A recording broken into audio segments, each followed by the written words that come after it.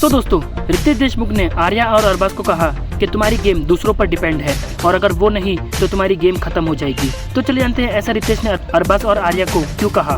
दोस्तों, वीकेंड के वार पर रितेश देशमुख ने अरबाज को ये कहा कि तुमको निक्की और अभिजीत की दोस्ती से इतनी प्रॉब्लम क्यों होती है, जिस पे फिर अरबाज कहता है कि सर, मैं पिछले 1 हफ्ते से निक्की के साथ रह रहा हूँ और मैं उसके लिए काफी एफर्ट्स उठाता हूँ, मगर जो एफर्ट्स निक्की को मेरे लिए उठानी चाहिए वो अभिजीत के लिए उठाती है, इससे मुझको काफी प्रॉब्लम होती है।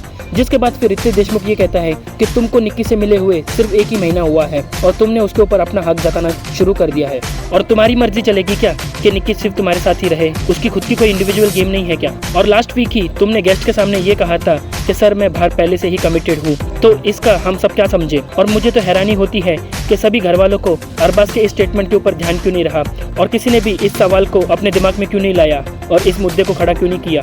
अरबाज, तुम्हारी गेम तो सिर्फ निक्की और अभिजीत के ऊपर ही डिपेंडेड है। और फिर आर्या को भी ये कहा कि आर्या, तुमने इस हफ्ते एक प्लान बनाया था कि अरबाज और मैं दोनों जन एक फेक क्लोजनेस बनाएंगे ताकि निक्की उससे जल सके, और फिर घर वालों ने भी तुम दोनों को काफी सपोर्ट दिखाया। जिसके बाद फिर आर्या कहती है कि सर, मुझे सिर्फ प्रॉब्लम निक्की से है।